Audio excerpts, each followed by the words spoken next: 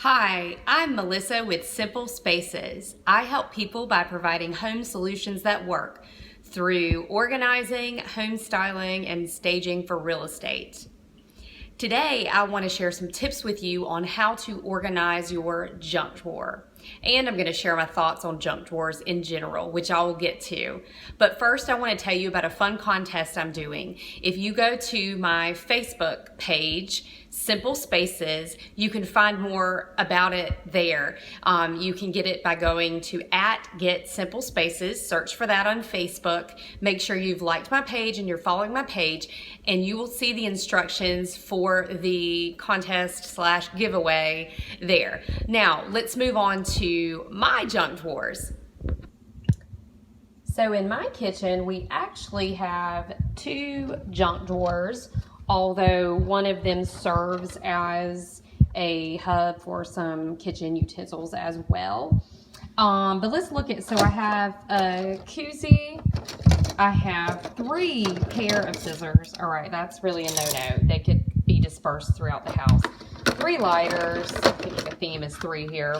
I have a thermometer in the back, which is we do need handy. I have a bottle opener. I have a pocket knife, some clips. I have, these are fire starters. We have some wine saver, and then I have all these corks that really need to be thrown away or recycled.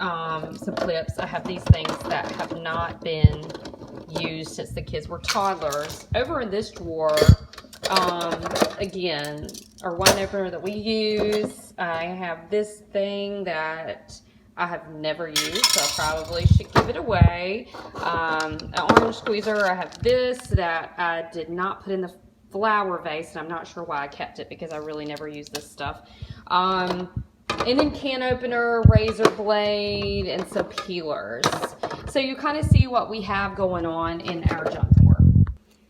Some other thing I've found in junk drawers through my years of working with clients are menus, batteries, chapstick, plastic eating utensils, pacifiers, birthday candles, charging cords, broken stuff, old expired IDs and credit cards, receipts, instruction booklets, recipes, tape, band-aids, hair ties, chopsticks, greeting cards, earbuds, candy, rubber bands, and the list goes on. My point is, you can't have all 50 junk things in one drawer divided in a way that you can easily get to everything.